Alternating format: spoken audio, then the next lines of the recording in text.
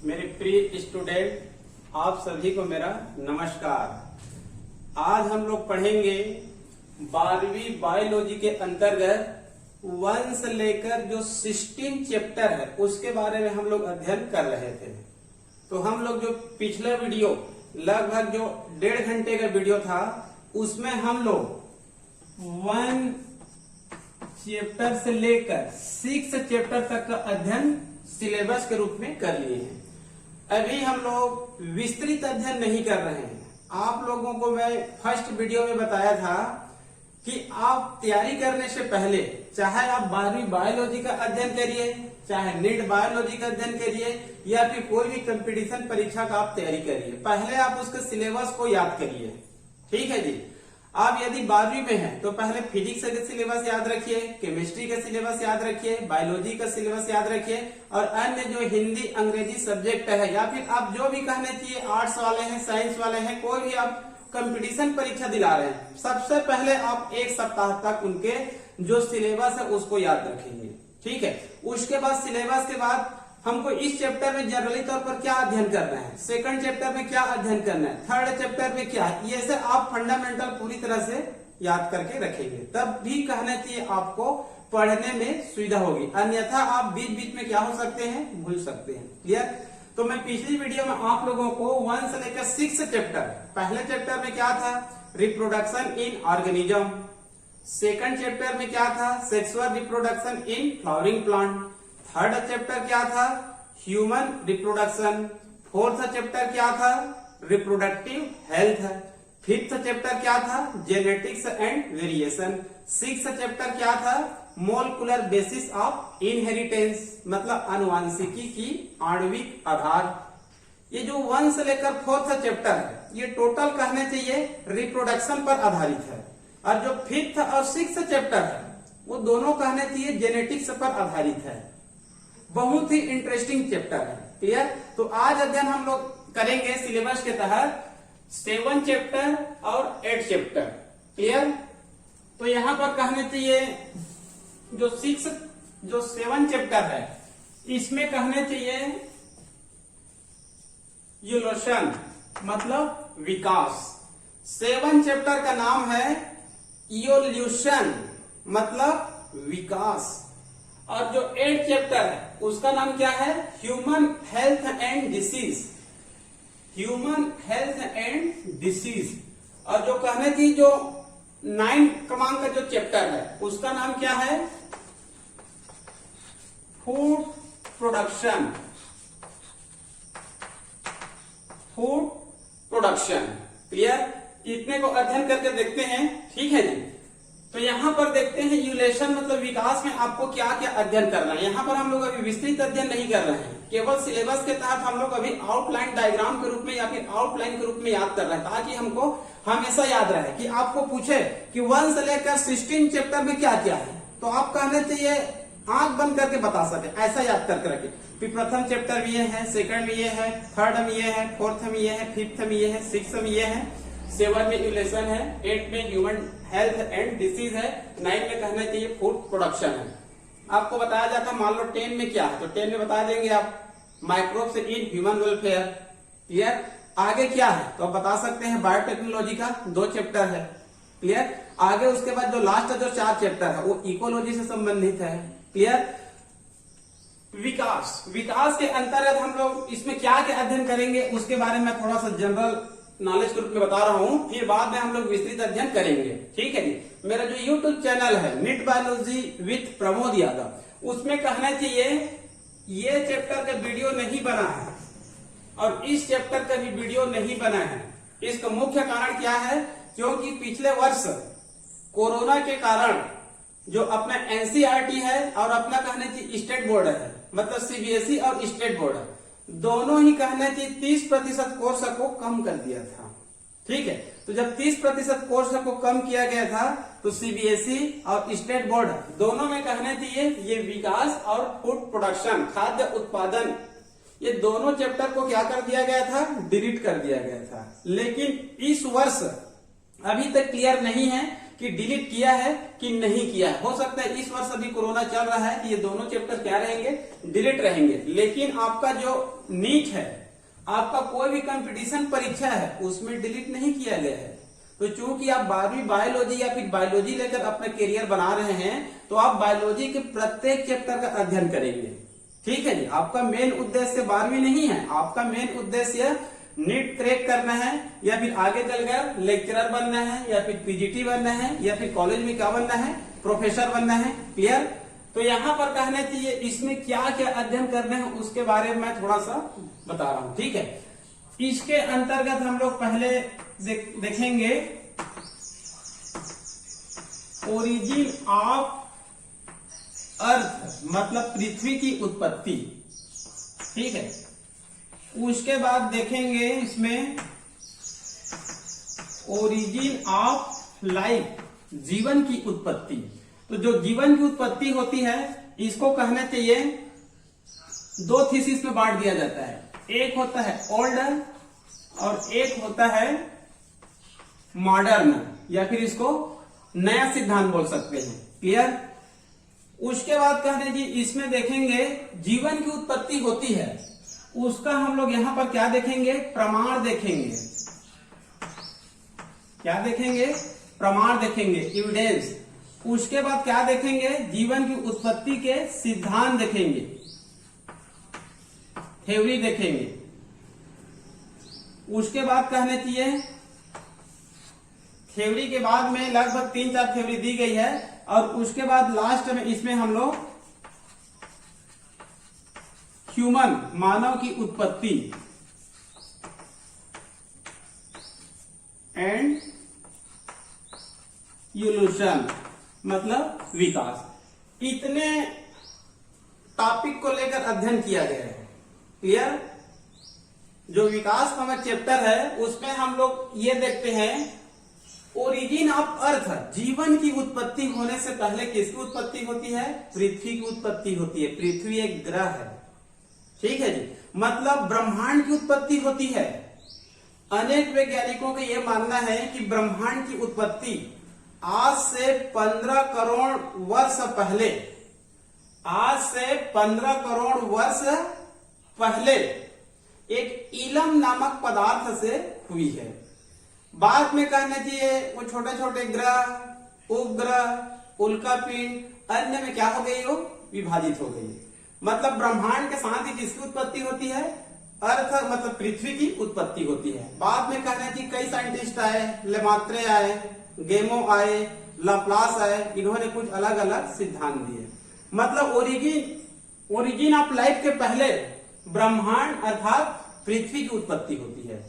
फिर आगे चलकर कहना कि ब्रह्मांड की उत्पत्ति कैसे हुई, पृथ्वी की उत्पत्ति कैसे हुई। उसके बाद कहना चाहिए ओरिजिन ऑफ लाइफ, जीवन की उत्पत्ति कैसे हुई, इसके बारे में वर्णन है। तो जीवन की उत्पत्ति कैसे हुई, ये आज से कहना चाहिए हमारे जो पूर्वज है, पिता है, दादा है, परदादा, ये सब कल्पना करते थे कि वास्तव में कहना चाहिए मानव की उत्पत्ति कैसे हुई, या फिर कहना चाहिए जीवन की उत्पत्ति कैसे हुई। तो मानव की उत्पत्ति तो बाद में हुई है, मानव की उत्पत्ति बाद में हुई, सबसे पहले तो जीवन की उत्पत्ति कैसे हुई। ठीक है। तो अनेक वैज्ञानिकों का यह मानना है कि ग्रहों पर मतलब पृथ्वी पर जीवन की उत्पत्ति आज से 400 करोड़ वर्ष पूर्व हुई है। 400 करोड़ वर्ष पूर्व हुई है। उसका एक कहना चाहिए आपको एक टेबल मिल जाएगा। ठीक है जी। तो यहाँ पर इसमें दो सिद्धांत दिए गए, एक ओल्ड थ्योरी और एक है मॉडर्न थ्योरी। ओल्ड थ्योरी के अंतर्गत लगभग 3, 4, 5 थ्योरी दिया गया है। केवल मैं अभी बता रहा हूं सिलेबस के रूप में। क्लियर। पहला दिया गया है रिलीजियस थ्योरी, शॉर्टकट लिखता हूं, रिलीजियस थ्योरी। उसके बाद सेकंड है स्पॉन्टेनियस थ्योरी, और तीसरा है बायोजेनेसिस थ्योरी, और चौथा है कॉस्मोजोइक थ्योरी या फिर स्पोर थ्योरी। क्लियर। पहला है रिलीजियस थ्योरी, मतलब धार्मिक वाद। इसको कहना चाहिए कुछ वैज्ञानिकों ने स्पेशल क्रिएशन भी कहा है, स्पेशल क्रिएशन भी कहा है। क्लियर। रिलीजियस थ्योरी या फिर स्पेशल क्रिएशन थ्योरी, इसको एक कहना चाहिए फादर सॉरेज नामक साइंटिस्ट ने इसको दिया है। नाम से क्लियर है, नाम में क्या है, इसमें धार्मिकवाद, मतलब इसमें धर्म को जोड़ा गया है। मतलब हिंदू धर्म के अनुसार ब्रह्मा ने उत्पत्ति किए हैं, क्रिश्चियन धर्म के अनुसार यीशु ने जन्म किए हैं, मुस्लिम धर्म के अनुसार अल्लाह ने मतलब जीवन की उत्पत्ति किया है। मतलब इसको धर्म से जोड़ा गया है, ठीक है, लेकिन इसका कोई प्रमाण नहीं है। सेकंड है स्पॉन्टेनियस थ्योरी, स्वतः जननवाद। इसको ए बायोजेनेसिस भी कहा जाता है। इसको ये बायोजेनेसिस, स्वतः जननवाद।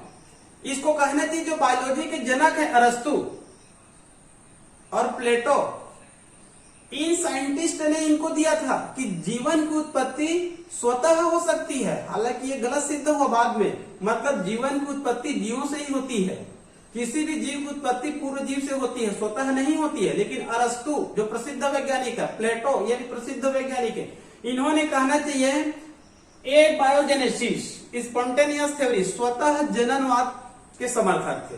और इन्होंने यह बताया था जब सूर्य की किरणें किसी नदी के कीचड़ पर पड़ती है तो वहां पर छोटे छोटे कीट या फिर मेंढक की क्या हो जाती है, उत्पत्ति हो जाती है।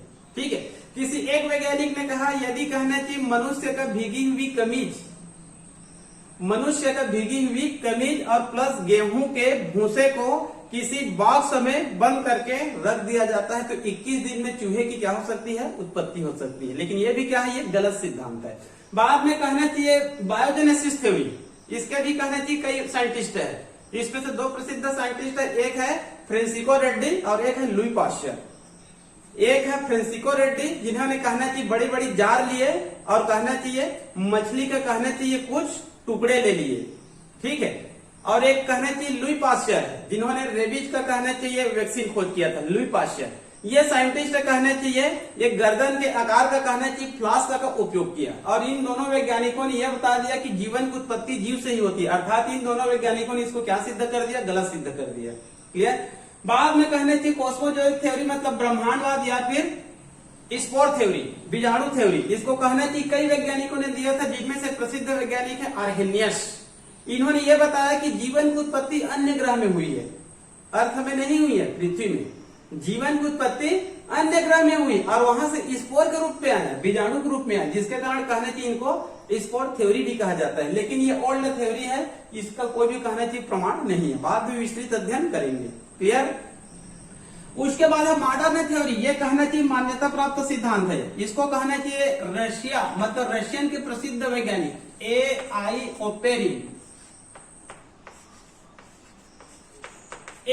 ओपेरिन नामक साइंटिस्ट ने 1936 में दिया था। ठीक है, इसको मॉडर्न थ्योरी कहा जाता है, आधुनिक सिद्धांत कहा जाता है। लेकिन यह भी माना जाता है जब 1936 में ए.आई. ओपेरिन नामक साइंटिस्ट ने जब ये सिद्धांत दिया तो एक प्रसिद्ध और साइंटिस्ट है जे.बी. हेल्डाने, ये कहने चाहिए अंग्रेज साइंटिस्ट थे। लेकिन इन्होंने अंत में भारत आए और भारत का नागरिकता भी ग्रहण किए और अपने अंतिम समय कहना चाहिए भुवनेश्वर में व्यतीत किए थे। तो जो जे.बी. हेल्डाने हैं उन्होंने भी एक मत दिया था। तो हेल्डाने का मत किससे मिलते जुलते थे, ए.आई. ओपेरिन। तो कई पुस्तकों में लिखा रहता है कि दोनों ने संयुक्त रूप से यह सिद्धांत को दिया है। ठीक है। और ए.आई. ओपेरिन का सिद्धांत ही कहना चाहिए पूर्ण रूप से क्या है, ये मान्यता प्राप्त सिद्धांत है। इनके अनुसार जीवन की उत्पत्ति दो चरणों में होती है। ठीक है जी। पहला है केमिकल यूलेशन और सेकंड है बायोलॉजिकल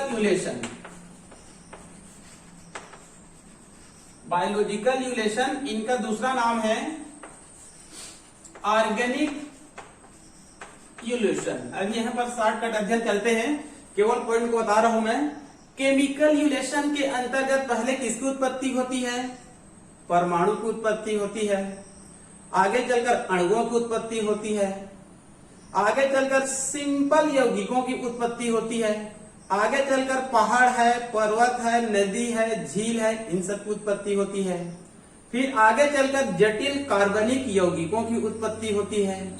फिर आगे चलकर न्यूक्लियो प्रोटीन की उत्पत्ति होती है। ये जो 5 पॉइंट है ये सब केमिकल यूलेशन है, मतलब रासायनिक पदार्थों का विकास होता है। पहले परमाणुओं की उत्पत्ति, अणुओं की उत्पत्ति, सिंपल यौगिकों की उत्पत्ति, नदी है, झील है, समुद्र है, इन सब की उत्पत्ति, पहाड़ पर्वत की, जटिल यौगिकों की उत्पत्ति, उसके बाद न्यूक्लियोप्रोटीन की उत्पत्ति, ये सब रासायनिक पदार्थ है, जिसके कारण इसको क्या कहा गया है, केमिकल यूलेशन।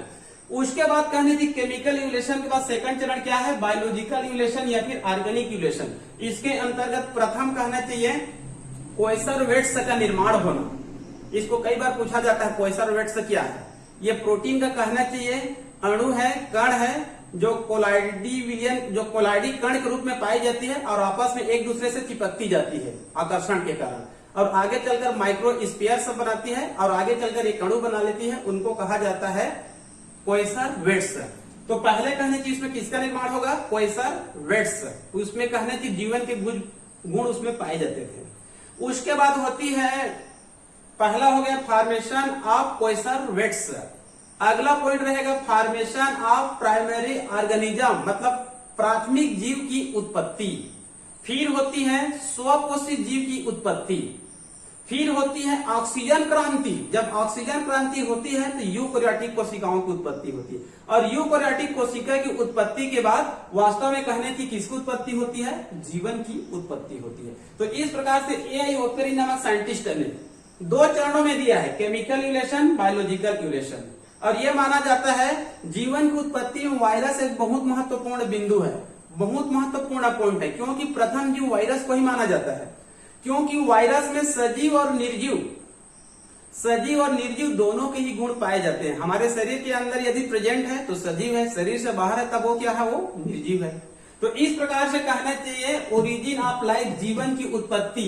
ठीक है जी, कुछ ओल्ड थ्योरी है, यह हालांकि मान्यता प्राप्त नहीं है, लेकिन इसको भी जानना जरूरी है। उसके बाद है मॉडर्न थ्योरी, ए.आई. ओपेरिन और जे.बी. हेल्डाने। ठीक है, उसके अनुसार 2 चरणों में होती है। इसको हम लोग बाद में विस्तृत अध्ययन करेंगे, अभी कम से कम इतना आप लोग याद करके रखिए। पूरे कोर्स के बारे में ऐसे बताऊंगा अभी, क्लियर। उसके बाद है एविडेंस। एविडेंस मतलब होता है प्रमाण, मतलब ओरिजिन ऑफ लाइफ तो हुआ, तो उसका आपके पास क्या प्रमाण है, जीवन की उत्पत्ति तो हो गया, लेकिन आपके पास कुछ प्रमाण है क्या, कुछ प्रमाण नहीं है मान लो, तो आपको क्या देना पड़ेगा, प्रमाण देना पड़ेगा। तो कहना चाहिए जो 12वीं बायोलॉजी है, ठीक है, उसमें 4 प्रमाण दिया गया है, लेकिन कहने चाहिए आपके जो रेफरेंस बुक पढ़ेंगे तो वहां पर 6 कहने चाहिए एविडेंस दिया गया है, क्लियर।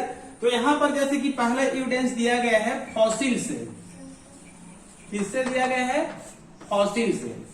सेकंड प्रमाण दिया गया है मॉर्फोलॉजी से, और थर्ड प्रमाण दिया गया है एम्ब्रियोलॉजी से।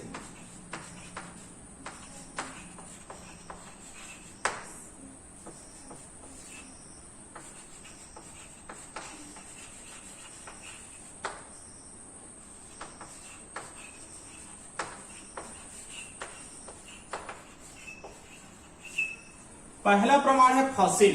फॉसिल तो आप लोग जानते ही होंगे, फॉसिल क्या है, ठीक है जी।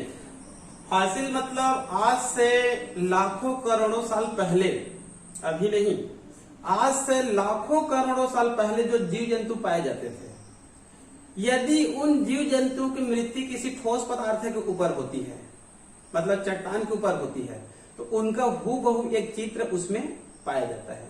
तो बाद में साइंटिस्ट ने, वैज्ञानिकों ने उस पत्थर में उस चित्र को ढूंढ निकाले और उसी को क्या कहा गया, फॉसिल कहा गया। आज से कहना चाहिए जो डायनासोर वर्तमान में विलुप्त हो गया है, वो मेसोजोइक काल में पाए जाते थे, आज से करोड़ों साल पहले, लेकिन फॉसिल के आधार पर बताया गया है। हमारे जो पूर्वज मानव हैं, ये फॉसिल के आधार पर बताया गया है। पूर्वज जो हॉर्स है, घोड़े है, पूर्वज जो कहना चाहिए एलिफेंट है, जिराफ है, इनका कहना चाहिए फॉसिल के आधार पर ही हिस्ट्री बताई जाती है, ठीक है। तो फॉसिल के आधार पर कहना चाहिए 2 उदाहरण दिया गया पुस्तक में। एक कहना चाहिए आर्कियोप्टेरिक्स पक्षी का दिया गया है। आर्कियोप्टेरिक्स एक पक्षी जिसमें रेप्टिलिया के भी गुण पाई जाती है और उसमें पक्षी के भी गुण पाई जाती है। इसके आधार पर विकास के प्रमाण, मतलब विकास हुआ है, इसका प्रमाण दिया गया है। उसके बाद कहना चाहिए सेकंड में हॉर्स का दिया गया है, घोड़े का दिया गया है। घोड़े का कहना चाहिए वहां पर 5 नाम बताया गया है, इयोहिप्पस, मिजोहिप्पस, मेरिकिप्पस, पिलियोहिप्पस और इक्वस, ठीक है। बाद में विस्तृत पढ़ेंगे। ये केवल फॉसिल के आधार पर बताया गया कि विकास हुआ है। उसके बाद मॉर्फोलॉजी के आधार पर बताया गया। मॉर्फोलॉजी के आधार पर किसी पुस्तक में 3, किसी में 4, किसी में 5 है। जैसे कि होमोलोगस, एनालोगस, वेस्टिजियल और एटाविजम और हार्ट, इसके आधार पर कहने के कुछ प्रमाण दिया गया है। होमोलोगस, एनालोगस, वेस्टिजियल ऑर्गन, एटाविजम और हार्ट के आधार पर। क्लियर? मतलब इसमें यह प्रमाण दिया गया है होमोलोगस में कुछ ऑर्गन ऐसे होती है जिनकी उत्पत्ति और संरचना एक समान होती है। उत्पत्ति और संरचना एक समान होती है लेकिन कार्य भिन्न भिन्न होते हैं। जैसे कि हमारी अग्रपात, घोड़े की अग्रपात, मेंढक की अग्रपात, तितली की अग्रपात, इनकी उत्पत्ति और संरचना एक समान। मतलब एम्फीबिया, रेप्टेलिया, एविस, मैमल्स, 4 ले लेते हैं, तितली नहीं लेते हैं। एम्फीबिया, रेप्टेलिया, एविस, मैमल्स, इन सब की जो अग्रपात होती है इनकी उत्पत्ति और संरचना एक समान है लेकिन कार्य क्या होती है? अलग अलग होती है। हमारे अग्रपात का कार्य अलग है, घोड़े का अलग है, पक्षी का अलग है, रेप्टेलिया का अलग है, एम्फीबिया का अलग है। तो उत्पत्ति और संरचना तो एक समान है लेकिन कार्य भिन्न भिन्न है। इसको क्या कहा गया है? होमोलोगस। एनालॉगी को जस्ट पहले के अपोजिट कर देंगे। एनालॉगी को याद मत करेंगे, पहले के अपोजिट कर देंगे। इसमें कार्यों में समानता रहेगा। पहले वाले में कार्य में असमानता, इसमें कार्यों में समानता लेकिन उत्पत्ति और संरचना में भिन्नता। वेस्टिजियल और सेसियन, हमारे शरीर में कहने की अनेक ऑर्गन होते हैं जो कुछ कार्य नहीं करते लेकिन ये माना जाता है आज से लाखों साल पहले क्या थे? वो सक्रिय थे और कार्य करते थे। क्लियर? हमारे शरीर में कुछ हेयर होती है, मेल में कहना है कि मेमोरी ग्लैंड से होती है, आई में निक्टिटेटिंग मेम्ब्रेन होती है, सीकम होती है, वर्बिफॉर्म अपेंडिक्स से होती है। ये सब क्या होती है? ये जो ईयर है ये हमारे शरीर के लिए क्या होती है? अनावश्यक होते हैं। एटाविजम, एटाविजम का मतलब होता है हमारे पूर्वजों में टेल पाई जाती थी, तो कभी कभार किसी नई पीढ़ी में किसी चाइल्ड में एक छोटी सी टेल पाई जाती है, उसको एटाविजम कहा जाता है। क्लियर? एक साल इसको पूछा गया था व्यापक में। उसके बाद हार्ट, यदि हम हार्ट की संरचना देखेंगे तो ज्यादा भिन्नता नहीं पाई जाती है। फिश का देखिए, एम्फीबिया के देखिए, रेप्टेलिया के देखिए, एविज का देखिए, मैमल्स के देखिए। यदि कहना चाहिए fish, amphibia, Reptilia, aves, mammals का आप हार्ट देखेंगे तो उसमें समानता पाई जाती है। मतलब ये भी क्या है? विकास के प्रमाण है। उसके बाद जैसे कि एम्ब्रियोलॉजी से, एम्ब्रियोलॉजी मतलब भ्रूणकी। यदि आप कहना चाहिए मछली के भ्रूणकी का अध्ययन करिए, पक्षी का भ्रूणकी का अध्ययन करिए, मानव का भ्रूणकी का अध्ययन करिए, तो तीनों की भ्रूण में क्या होती है? समानता होती है। पुस्तक में चित्र है, वहां पर देखेंगे तो क्लियर हो जाएगा। क्लियर? मोलकुलर मतलब आणविक दृष्टि से, आणविक दृष्टि से देखेंगे हम लोग सभी जंतुओं का, तो उसमें कहना चाहिए सभी रासायनिक पदार्थों से मिलकर बने होते हैं, उसमें कोई भिन्नता नहीं पाई जाती है। सीरोलॉजी, सभी का ब्लड में समानता पाई जाती है।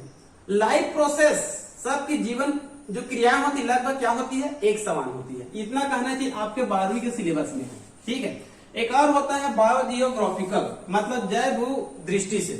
इसके अंतर्गत मछली का एक उदाहरण लिया जाता है। एक लंग फिशेस होती है, लंग से शोषण करने वाले मछली होती है जिनकी केवल 3 प्रजातियां हैं पूरे विश्व में, प्रोटोपटेरस, नियोसेरेटोडस और लेपिडोसायरन। ये 3 अलग अलग महाद्वीपों में पाए जाते हैं। ठीक है? तो ये सब कहने की विकास के क्या है? ये प्रमाण है कि क्या हुआ है? पहले ओरिजिन ऑफ लाइफ हुआ, फिर उनका क्या हुआ? विकास हुआ। तो विकास के क्या है? ये प्रमाण है। ठीक है? ये अध्ययन करेंगे। उसके बाद उस थ्योरी, उसके बाद कहना चाहिए उस साइंटिस्ट है जो कहना चाहिए विकासवाद के साइंटिस्ट कहलाते हैं। ठीक है जी? मतलब ये साइंटिस्ट उस सिद्धांत दिए विकास से संबंधित। तो आप लोग सुने होंगे 3 प्रसिद्ध साइंटिस्ट का नाम जो जिन्होंने कहना चाहिए थ्योरी दिए हैं। एक है लेमार्क, ठीक है, सेकंड है डार्विन और तीसरा है Hugo de Vries. Hugo de Vries, इनका हम लोग बाद में कहना चाहिए विस्तृत अध्ययन करेंगे। लेमार्क का आप नाम सुने होंगे, ये फ्रांस के साइंटिस्ट है। इनका समय है लगभग 1809 के आसपास। इसका समय है 1858 से 59। ये जो सिद्धांत दिया है उस सत्र को मैं लिख रहा हूं। ठीक है? ये प्रसिद्ध एक साइंटिस्ट है जो फ्रांस के रहने वाले थे। ये प्रथम साइंटिस्ट है जिन्होंने विकास के सिद्धांत दिए। इन्हीं का कहना है कि अंगों का उपयोग और अउपयोग, मतलब जो ऑर्गन ज्यादा उपयोग में आते हैं वो विकसित हो जाते हैं, जो ऑर्गन ज्यादा उपयोग में नहीं आते हैं वो कम विकसित होते हैं। ठीक है। बाद में दिया है उपार्जित लक्षणों की वंशागति की, मतलब जो लक्षण उत्पन्न होते हैं वो बाद में वंशागत हो जाते हैं। हालांकि कहना चाहिए इनके एक प्रसिद्ध विरोधी साइंटिस्ट है जिनको कहा जाता है विजमान, उन्होंने अपने चूहे पर प्रयोग किया। चूहे के कहने की जो टेल होती है उसको 20 पीढ़ियों तक या फिर कई पीढ़ियों तक कहने की उसके टेल को काट दिए, और 20 पीढ़ियों तक उसके टेल को काट दिए तो 21वें पीढ़ी में टेल उतना ही लंबी था। तो कहने की लेमार्क के वाद है, जो सिद्धांत है उनके क्या है, ये प्रबल विरोधी है। क्योंकि लेमार्क ने क्या कहा था, जो ऑर्गन ज्यादा उपयोग में आता है वो विकसित हो जाता है। जैसे जिराफ का उदाहरण दिया है, हाथ का अगली टांग, जिराफ का अगली टांग का उदाहरण दिया है। मतलब ये हाथ और जिराफ भोजन ग्रहण करने में अपने अगली टांगों का, अगली पात का क्या करते थे, लगातार उपयोग करते थे, जिसके कारण वो क्या हो गई, लंबी हो गई। और स्नेक में उदाहरण दिए, स्नेक में कहना चाहिए स्नेक में टांगे पाई जाती थी, पाद पाई जाती थी, लेकिन वो चलने में असुविधा होती थी और उपयोग में नहीं आया। अतः उनके जो कहना चाहिए जो पाद थे वो क्या हो गए, धीरे धीरे विलुप्त हो गए। इन्होंने 1809 में प्रसिद्ध पुस्तक लिखा था, फिलोसोफिक जूलॉजी। कई बार पूछा जाता है फिलोसोफिक जूलॉजी किसका पुस्तक है, या फिर लेमार्क ने क्या पुस्तक लिखा था। क्लियर। आगे चलकर है डार्विन। डार्विन का नाम सुने होंगे, ये कहने चाहिए ब्रिटेन के बहुत बड़े साइंटिस्ट है। इन्होंने 1858-59 में एक सिद्धांत दिया था, अर्थात एक बुक का प्रकाशन किया था, origin of new species by mean of natural selection. ठीक है जी, origin of new species by mean of natural selection, मतलब प्राकृतिक वर्णवाद द्वारा नई जातियों की उत्पत्ति। मतलब जो प्राकृतिकवाद है, नेचुरल सिलेक्शन है, जो प्रकृति है, यही कहना चाहिए नई जातियों की क्या कर देती है, उत्पत्ति कर देती है। मतलब नई जातियों की उत्पत्ति करने के लिए हमको आवश्यकता नहीं है, हम नहीं उत्पत्ति करते हैं। जो नेचुरल सिलेक्शन है, प्राकृतिक वर्णवाद है, वो स्वतः कहना चाहिए नई जातियों की क्या कर देती है, उत्पत्ति कर देती है। ये कहना चाहिए बहुत बड़े साइंटिस्ट है। इन्होंने 1831 से 1836 के बीच, मतलब 5 ईयर में, एक बीगल नामक हवाई जहाज से, बीगल नामक एक जहाज है, शिप है, बीगल नामक एक जहाज से पूरे विश्व का सैर किया था। इसको भी एक बार कंपटीशन परीक्षा में पूछा गया था। मतलब डार्विन ने जिस जहाज से पूरे विश्व का सैर किया था, उस जहाज का क्या नाम है, उसका नाम था बीगल। ठीक है। इनके सिद्धांत बहुत महत्वपूर्ण है, इसको हम लोग आगे चलकर विस्तृत अध्ययन करेंगे। इनके जो सिद्धांत है लगभग 5 पॉइंट में अध्ययन करेंगे इसको बाद में। क्लियर। उसके बाद है ह्यूगो डी ब्रीन। ये लगभग 1900 से 1901 के बीच में प्रसिद्ध सिद्धांत दिया था, म्यूटेशन थ्योरी। एक प्रसिद्ध सिद्धांत दिया था म्यूटेशन थ्योरी, उत्परिवर्तन सिद्धांत। क्लियर। बाद में कहने की 3 सिद्धांत हो गया। बाद में लेमार्क है, बाद में नव लेमार्कवाद दिया गया, जो डार्विनवाद है, बाद में कहने चाहिए नव डार्विनवाद दिया गया, और बाद में जो 3 सिद्धांत है, इन सबको मिलाकर एक नया सिद्धांत दिया गया, उसको कहा जाता है modern synthetic theory. Modern synthetic theory, इसको कहना चाहिए कई वैज्ञानिकों ने मिलकर दिया था, जिनमें प्रसिद्ध वैज्ञानिक है डॉबसन, सकी और जूलियन हैक्सले। मतलब ये जो सिद्धांत, इन तीनों में जो कमी थी उनको कहना चाहिए मिलाकर, इनमें कहना चाहिए वेरिएशन और हेरिडिटी दिखाई नहीं देता है, विभिन्नता और अनुवांशिकी इधर दिखाई नहीं देता है, तो इन सबको मिलाकर एक मॉडर्न सिंथेटिक थ्योरी दिया गया। ये भी कहना चाहिए बहुत महत्वपूर्ण है। क्लियर। उसके बाद कहना चाहिए मानव का विकास और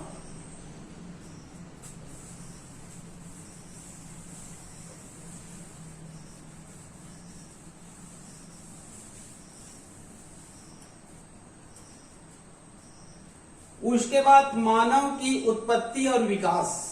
मानव की उत्पत्ति और विकास, ये माना जाता है कि मानव की उत्पत्ति कैसे हुआ, ओरिजिन कैसे हुआ, कहाँ हुआ, इनका विकास कैसे हुआ, इनके कहना चाहिए एक विस्तृत आपको कहना चाहिए लेख मिलेगा। ये ओल्ड जो सिलेबस था उसमें नहीं था, ये नई सिलेबस में इसको दिया गया है, मानव की उत्पत्ति और विकास कैसे हुआ। तो कहना चाहिए अधिकांश कंक्लूजन करके यह बताया जाता है कि मानव की उत्पत्ति अफ्रीका के जंगलों में या एशिया में हुई थी। क्लियर। और जो मानव का जो विकास हुआ उसको लगभग कहना चाहिए 1 से लेकर 8 पॉइंट में वर्णन किया गया है। 1 से लेकर 8 पॉइंट में उसको वर्णन किया गया है। जैसे कि पहला है, शॉर्टकट लिख रहा हूं, विस्तृत अध्ययन नहीं कर रहे हैं। पहला है ड्रायोपिथिकस, दूसरा है रामापिथिकस, तीसरा है ऑस्ट्रेलोपिथिकस, चौथा है होमो हेबिलिस और पांचवा है होमो इरेक्टस। इसके अंतर्गत बीच में 1, 2, 3 है, जावा मानव है, पेकिंग मानव है और हीडलबर्ग मानव है। उसके बाद छठवा है निएंडरथल मानव है और सातवां है क्रोमैग्नन मानव है और लास्ट में है मॉडर्न मानव। इसको कहना चाहिए क्या कहा गया, होमो सेपियंस, होमोसेपियंस। ठीक है, तो इस प्रकार से कहना चाहिए इसका विकास को बताया गया है कि पहले ये मानव आए, इनके फॉसिल अमुक देश में पाए जाते हैं, इनके फॉसिल का नाम यह है।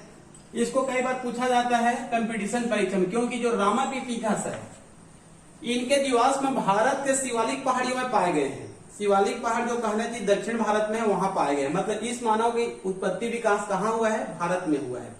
उसके बाद है ऑस्ट्रेलोपिथिकस, उसके बाद है होमो हेबिलिस, उसके बाद है होमो इरेक्टस, जावा मानव, पेकिंग मानव और हीडलबर्ग मानव। उसके बाद है निएंडरथल मानव, उसके बाद है क्रोमैग्नन मानव और उसके बाद है मॉडर्न ह्यूमन, मतलब होमोसेपियंस। इस यहां से कई बार कंपटीशन परीक्षा में क्वेश्चन आते रहते हैं। ठीक है, इनके लक्षण को पूछा जाता है, इनकी कपाली गुहा की क्षमता कितनी होती है, मस्तिष्क की क्षमता कितनी होती है, ये सब पूछा जाता है। इनके फॉसिल कहाँ पाए जाते हैं, ये कैसे चलते थे, ये क्या खाते थे, किस औजार का उपयोग करते थे, धर्म को मानते थे कि नहीं मानते थे, संस्कृति को मानते थे कि नहीं मानते थे, ये सब इसके अंतर्गत क्वेश्चन आते रहते हैं। तो क्लियर, ये हो गया आपका यूलेशन मतलब विकास। उसके बाद अध्ययन करते हैं ह्यूमन हेल्थ एंड डिसीज। ठीक है जी, ये कहना चाहिए अगला चैप्टर का नाम है 8। उसके बाद अगला अध्ययन करेंगे हम लोग फूड प्रोडक्शन को। ठीक है,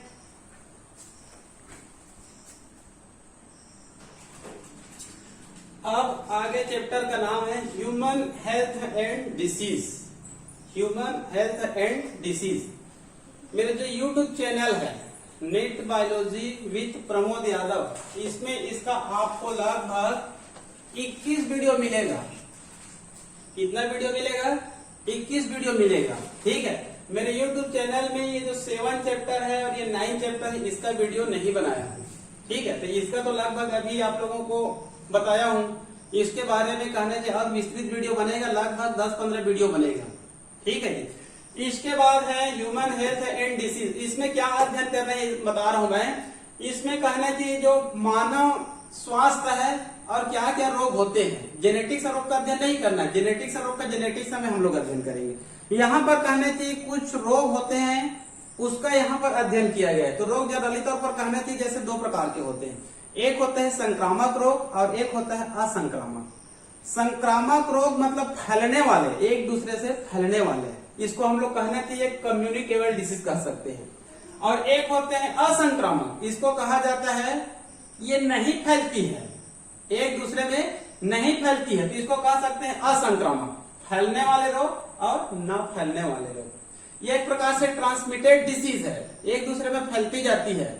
और एक प्रकार से ये नॉन ट्रांसमिटेड है, ये नहीं फैलती है।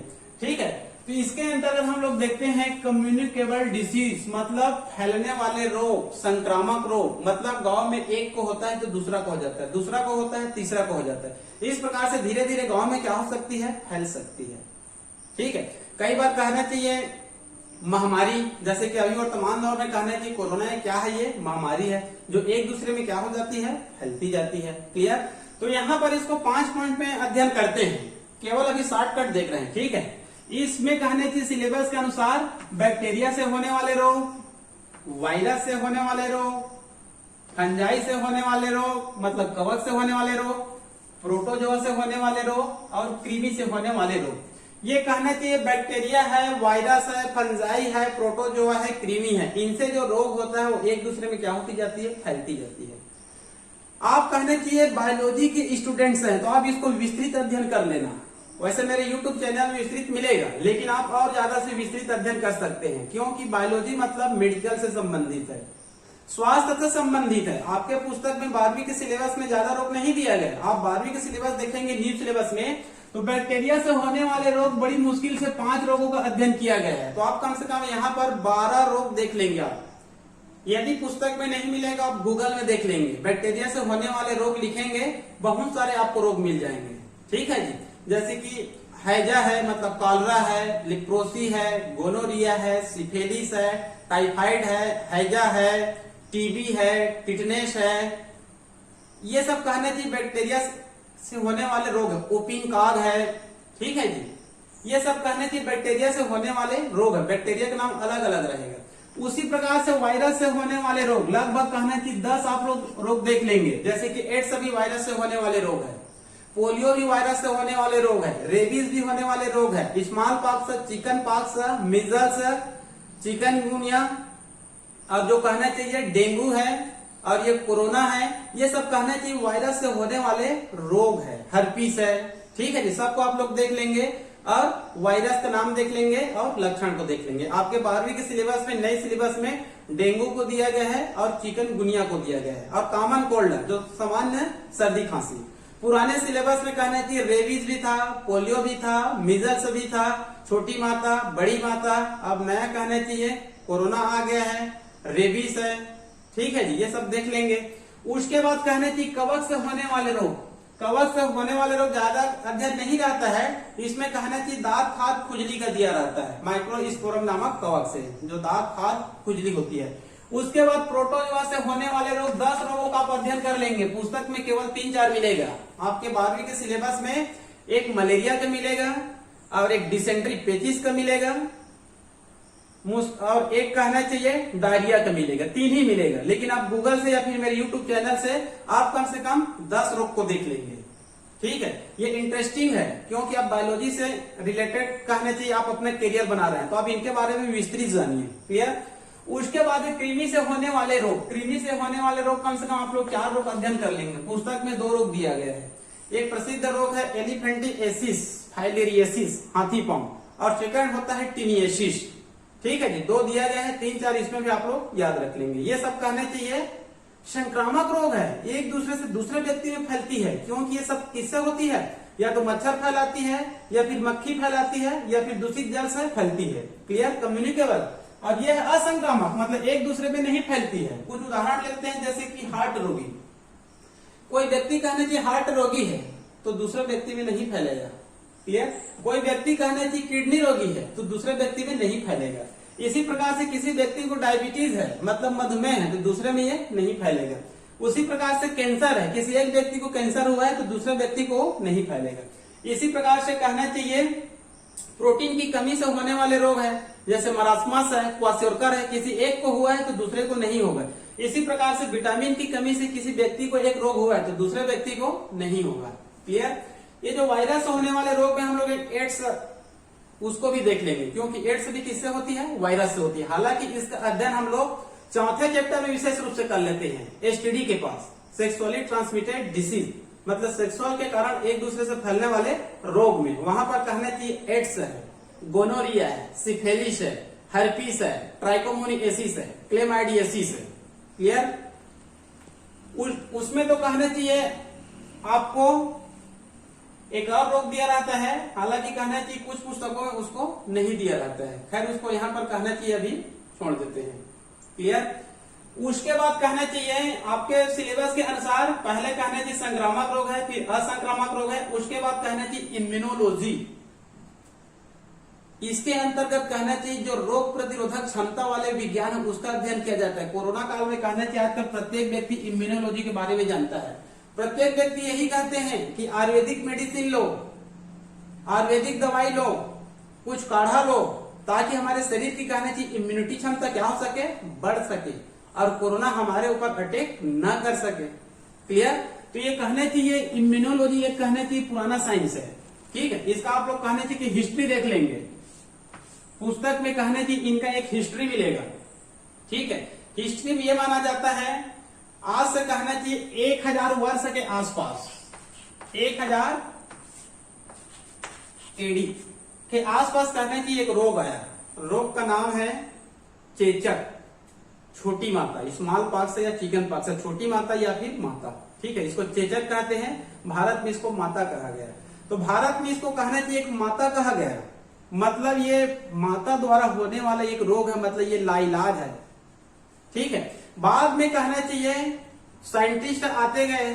ठीक है, बाद में कहना चाहिए साइंटिस्टों ने, वैज्ञानिकों ने क्या कहा, ये कोई माता वाता नहीं है, बल्कि ये कहना चाहिए वायरस से होने वाला एक रोग है। क्लियर? और ये 1000 में शुरू हुआ और लगभग कहना चाहिए 1796 के आसपास, मतलब लगभग 800 सालों तक ये प्रभावी रहा और कई करोड़ व्यक्ति इसमें क्या हो गए, खत्म हो गए, क्योंकि इसका मेडिसिन नहीं था, इसका वैक्सीन नहीं था। बाद में कहना चाहिए, शॉर्टकट बता रहा हूं, बाद में कहना चाहिए एक प्रसिद्ध वैज्ञानिक है एडवर्ड जेनर। एडवर्ड जेनर ही पहले वैज्ञानिक हैं जिन्होंने विश्व का पहला वैक्सीन बनाया। और किसका वैक्सीन बनाया था? चेचक का कहना चाहिए वैक्सीन बनाया। उसके बाद कहने चाहिए और साइंटिस्ट आए, लुई पाश्चर। लुई पाश्चर एक साइंटिस्ट आए, बाद में इन्होंने कहना चाहिए रेबीज, ये भी वायरस से होने वाला एक रोग है, ये पागल कुत्ते के मौत में पाई जाती है। रेबीज का कहने चाहिए क्या बना है, वैक्सीन बना है। फिर बाद में कहने चाहिए वैक्सीन की धीरे धीरे क्या हो गई, लाइन लग गई। लेकिन आज भी कहना चाहिए जो टाइफाइड है, मलेरिया है, डायबिटीज है, हिपेटाइटिस है, इन सब का कहना चाहिए वैक्सीन नहीं बना है। टाइफाइड का बना है लेकिन सक्सेस नहीं है। अभी भी कहना चाहिए वैक्सीन इनका बनना चाहिए। अभी कोरोना काल चल रहा है, कोरोना का वैक्सीन प्रत्येक देश में बन रहा है। अब देखते हैं ये कितना सफल होता है आगे चलकर। क्लियर? उसके बाद कहना चाहिए हमारे शरीर में 2 सेल से पाई जाती है, इसका वर्णन मिलेगा। एक बी सेल से होता है, एक टी सेल से होता है। ठीक है, इसके बारे में विस्तृत अध्ययन नहीं करते हैं, मेरे यूट्यूब चैनल में आप लोग जाकर देखिए। बी सेल से कहना चाहिए एंटीबॉडी का निर्माण करता है। किसका निर्माण करता है? एंटीबॉडी का निर्माण करता है। एंटीबॉडी का आप लोग नामांकित चित्र देख लेंगे। क्लियर? उसके बाद वैक्सीनेशन, वैक्सीन कैसे बनता है इसको देख लेंगे। इनके टाइप्स, ये सामान्य रूप से 3 प्रकार का होता है। एक होता है परंपरागत, कन्वेंशनल, और सेकंड होता है प्यूरिफाइड, और तीसरा होता है रिकम्बिनेंट वैक्सीन। ठीक है, जो परंपरागत होता है ये 2 प्रकार का होता है, एक होता है लिव और एक होता है इनएक्टिवेट। ठीक है, जो लिव वैक्सीन होती है ये वायरस से संबंधित होते हैं, मतलब अधिकांश वायरस वैक्सीन लिव वैक्सीन होते हैं। और जो बैक्टीरिया को वैक्सीन बनते हैं अधिकांश इनएक्टिवेटेड वैक्सीन होते हैं। सेकंड होता है प्यूरिफाइड, ये कहना चाहिए शरीर में नेचुरली रूप से बनती है, मतलब कोई भी रोग होता है तो हमारे शरीर में नेचुरली रूप से बनती है, उनको कहना चाहिए प्यूरिफाइड, मतलब परिशोधित वैक्सीन कहा जाता है। और आधुनिक समय में कहना चाहिए रिकम्बिनेंट वैक्सीन बनाया जाता है, बायोटेक्नोलॉजी के माध्यम से या फिर जेनेटिक इंजीनियरिंग के माध्यम से वर्तमान में रिकम्बिनेंट वैक्सीन बनाया जाता है, जो बहुत ही कहना चाहिए पावरफुल होता है। क्लियर? उसके बाद कहना चाहिए कैंसर का अध्ययन है।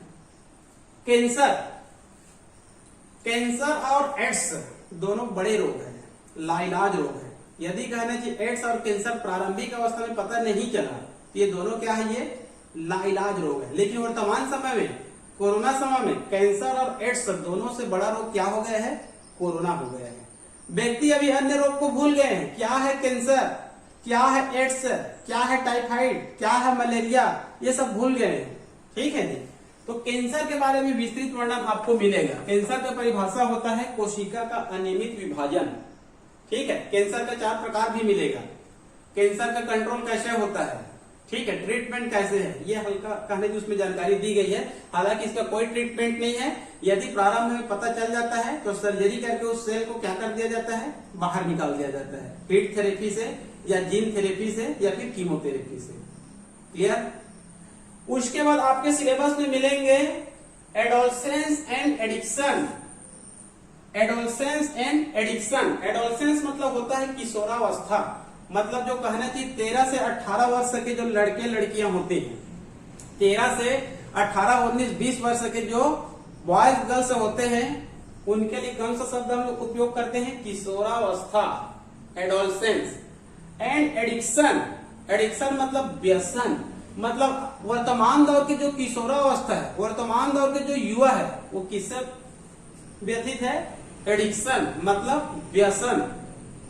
ठीक है जी, मतलब एक लत लग गया है उसको। क्या लत लग गया है? या तो कहना चाहिए ड्रग के प्रति, औषधि के प्रति, या फिर एल्कोहल के प्रति, या फिर तंबाकू के प्रति। ठीक है, विशेष रूप से 3 प्रकार का अध्ययन किया गया, किशोरावस्था और वो व्यसन, एडोलसेंस एंड एडिक्शन। ठीक है, पहला है ड्रग एडिक्शन। आप लोग देखे होंगे आजकल प्रत्येक व्यक्ति ड्रग के बिना नहीं रह सकते। इसके अंतर्गत कुछ औषधि मेडिसिन आती है जिसको एक बार लेते हैं फिर बार बार लेते ही रहते हैं, कम नहीं होता है वो। ठीक है जी। सेकंड है एल्कोहल। एल्कोहल कहना चाहिए कई प्रकार से होती है। ठीक है, जैसे कि शराब भी होता है, वाइन भी होता है, रम भी होता है, टेंगो भी होता है, रॉयल स्टेग है, वोडका है। मतलब कोई चावल से बनते हैं, कोई गेहूं से बनते हैं, कोई मक्का से बनते हैं, कोई गन्ना से बनते हैं, कोई अंगूर से बनते हैं, कोई पोटैटो से बनते हैं। ठीक है, तो आज के कहने जो युवा पीढ़ी है इनसे कहने चाहिए ग्रसित है। ड्रग के अंतर्गत कहना चाहिए, कुछ लोग कहना चाहिए डायज़ीपाम लेते हैं, ये नींद की गोली होती है। ठीक है जी। कुछ लोग कहना चाहिए LSD लेते हैं, लाइसर्जिक एसिड डाइएथिलएमाइड।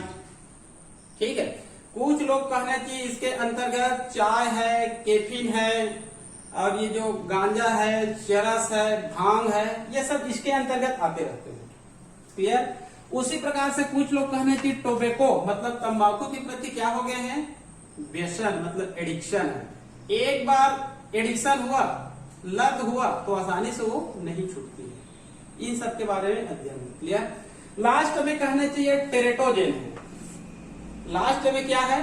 टेरेटोजेन है। टेरेटोजेन शब्द सुनेंगे तो ऐसा लग रहा है कि क्या शब्द आ गया। ठीक है, टेरेटोजेन कहना चाहिए एक मेडिसिन है, एक ड्रग है, एक रासायनिक पदार्थ है जो मेडिकल दुकान में मिलता है।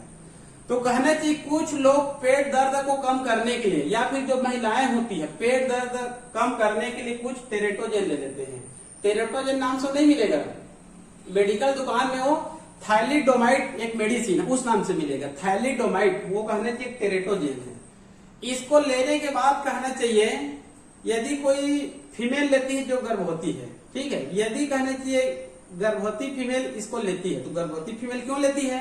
क्योंकि कहना चाहिए उस दौरान उनके पेटों में क्या होती है? दर्द होती है। तो जाने अनजाने में पेट दर्द को कम करने के लिए थैलिडोमाइड या फिर टेरेटोजेन नामक रासायनिक पदार्थ है या फिर मेडिसिन को ले लेते हैं। और वो कहना चाहिए जो गर्भ में जो भ्रूण होती है उसमें कहना चाहिए परिवर्तन ला देते हैं, आकार में परिवर्तन ला सकते हैं, क्रिया में परिवर्तन ला सकते हैं, ऑर्गेनोजेनेसिस में परिवर्तन ला सकते हैं, मतलब असामान्य भ्रूण की उत्पत्ति हो जाती है। तब इसको कहना चाहिए टेरेटोजेनेसिस कहा जाता है। क्या कहा जाता है? टेरेटोजेनेसिस। ठीक है जी। हालांकि कहना चाहिए इसको जाने अनजाने में लेते हैं, लेकिन ये ड्रग है, इसको नहीं लेना चाहिए। कई बार कहना चाहिए कुछ फीमेल होती है, गर्भस्थ फीमेल होती है, वो एल्कोहल ले लेते हैं, तो उनके गर्भ में जो चाइल्ड होती है उसमें फीटल एल्कोहलिक सिंड्रोम हो जाता है। एल्कोहल भी एक प्रकार से टेरेटोजेन का कार्य करता है। भ्रूण में क्या हो जाती है? फीटल एल्कोहलिक सिंड्रोम, एल्कोहल लेने से। क्लियर? इसी प्रकार से थैलिडोमाइड लेने से भ्रूण जो असामान्य आकृति का हो जाते हैं, ठीक है, उसको फोकोमेलिया डिसीज कहा जाता है। इसी प्रकार से यदि LSD लिया जाता है तो ये भी कहना चाहिए टेरेटोजेन का कार्य करती है। डायज़ीपाम भी कहना चाहिए टेरेटोजेन का कार्य करती है। जो जीवाणु होते हैं, वायरस होते हैं, ये भी कहना चाहिए टेरेटोजेन का कार्य कर सकते हैं। एक्सरे है, सोनोग्राफी है, यदि कोई गर्भस्थ महिला है बार बार कहना चाहिए सोनोग्राफी कराते हैं तो भ्रूण में क्या उत्पन्न हो सकते हैं? असामान्य, मतलब भ्रूण असामान्य हो सकते हैं, वो भी टेरेटोजेन का कार्य करती है। तो ये सब कहना चाहिए। इनका अध्ययन हम लोग किसमें करेंगे? ह्यूमन हेल्थ एंड डिसीज में। इनका विस्तृत पढ़ने के लिए मेरा जो यूट्यूब चैनल है NEET biology with Pramod Yadav, उसमें आप लोग जाइए और इनका विस्तृत अध्ययन करिए। क्लियर? इसके बाद कहना चाहिए अगला चैप्टर का नाम है फूड प्रोडक्शन। फूड प्रोडक्शन, खाद्य उत्पादन, ये एग्रीकल्चर का चैप्टर है, ये नई चैप्टर है। वर्तमान समय में कहना चाहिए भारत की जनसंख्या बड़ी तेजी से बढ़ रही है और भारत का कहना चाहिए जो लैंड लाइन है, एरिया है, वो उतना बड़ा ही है। तो भारत सहित पूरे विश्व में फूड प्रोडक्शन का चिंता है, मतलब ज्यादा से ज्यादा मात्रा में खाद्य का उत्पादन करना है। तो बड़ी मात्रा में, अधिक से अधिक मात्रा में फूड का हम प्रोडक्शन कैसे करें, इसके लिए एक चैप्टर है, ये एग्रीकल्चर का चैप्टर है। ठीक है जी, इसको जस्ट बात कहने की हम लोग कल अध्ययन करेंगे, क्योंकि वीडियो ज्यादा लंबा होने के बाद आसानी से यूट्यूब में अपलोड नहीं हो पाता है। ठीक है, तो अगला हम लोग अध्ययन करेंगे खाद्य उत्पादन बढ़ाने की विधियां। ठीक है, मतलब इस चैप्टर में हम लोग फूड मटेरियल बढ़ाने की विधियां का क्या करेंगे, हम लोग अध्ययन करेंगे। क्लियर? तो आज के लिए केवल इतना ही। ठीक है, ओके।